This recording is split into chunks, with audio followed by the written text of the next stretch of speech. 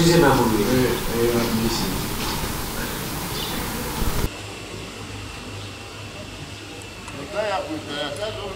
Evet, eyvallah. Burada yakmışlar. Ondan sonra bak derabayı yakmışlar. Burayı yakmışlar. Kalbir haksat. İyi billahi. Orayı yakmış, burayı yakmış. Burada dedi ateş çoktu. Burada vardı. Ondan sonra bak burada da yakmışlardı. Orada yakmışlar, oraya yakmışlar. Önündeki defa yakılıyor. Bir de arka tarafta ambarlar var. Hepsi darabadır yani tahtadan yapılmış. Yani çok tehlikeli bunlar. Bundan sonra artık diyeceğimiz yok.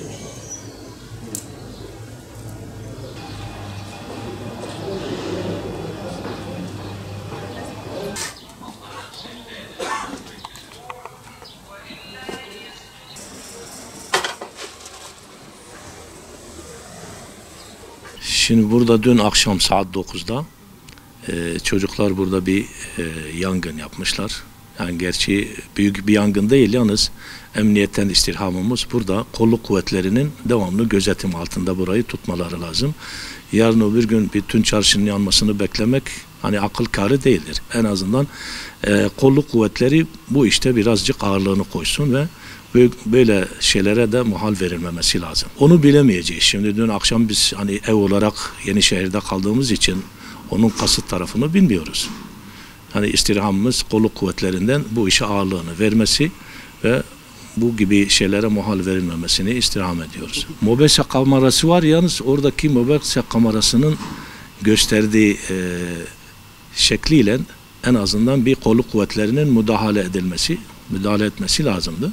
Çünkü orada kendilerinde haber merkezinde takip ediliyor. Anlık bir takip var.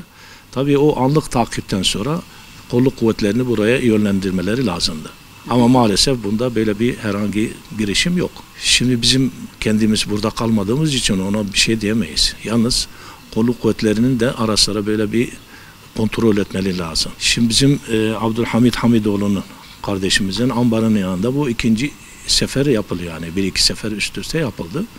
Tabii ki herhangi bir müdahale olmadı yani. Ya şimdi zararın çoğalmasını bekleyeceksek o zaman o vatandaşın zarara girmesini muhal verilmemesi lazım. Son olarak isteğiniz nedir? İsteğimiz kolluk kuvvetlerinin devamlı burayı takip altında alması lazımdır.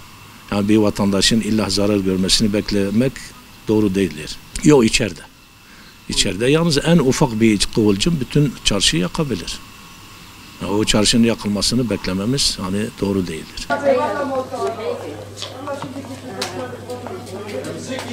Ya tamam. Ben bu çarşıyı da bize...